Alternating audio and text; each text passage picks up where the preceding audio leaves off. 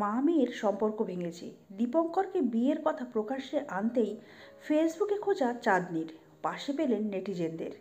Divorcee বয়সে বড় makeup আর্টিস্টের সঙ্গে 18 বছরের মেয়ের সম্পর্ক মেনে নিতে পারেনি চাঁদনি গঙ্গোপাধ্যায়। অগত্যা মায়ের সঙ্গে সম্পর্কের পাঁট চুকিয়ে দীপঙ্করের সঙ্গে লিভ ইনে জড়ান অভিনেত্রী অহনা দত্ত। দুদিন আগেই অহনা প্রকাশ্যে আনেন সহবাস নয়, দীপঙ্করের বিবাহিতা স্ত্রী তিনি। 2023-এর ডিসেম্বরে আইনি বিয়ে সেরে ফেলেছেন দুজনে।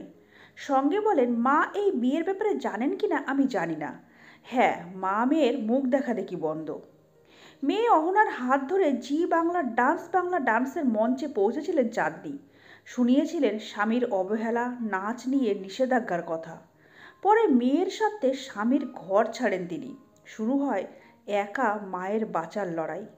অথচ অনুরাগের ছোঁয়া ধারাবাহিকের মিশকা হিসেবে জনপ্রিয়তা পেতে না পেতেই মা মেয়ের সম্পর্কে চিড় ধরে অহনার প্রেমের সম্পর্ককে ঘিরে।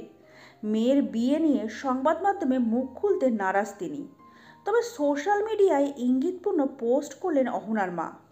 ফেসবুকের দেওয়ালে চাঁদনি লেখেন, 84 লাখ যোনি পার করে আমাদের এই জন্ম। তারপরও যদি কেউ অন্যের চোখের জলের কারণ হয়, তাহলে ঘৃণার পাত্র হওয়ার যোগ্যতাও যে তার হারিয়ে যায়। মায়ের চোখের জলের কারণ কি মেয়ে? সেই কারণেই কি অহনাকে আর ঘৃণাও করেন না চাঁদনি? চাঁদনির পাশে দাঁড়িয়ে এক নেটিজেন লেখেন, কষ্ট পাবেন না, যে আপনাকে কষ্ট দিয়েছে সে সুখী হবে না। আর একজন লেখেন, মানুষের যতদিন বয়স কম থাকে, কিছু লোক শুধুমাত্র নিজের স্বার্থ চরিতার্থের জন্য অনেক রকম কাজ করে।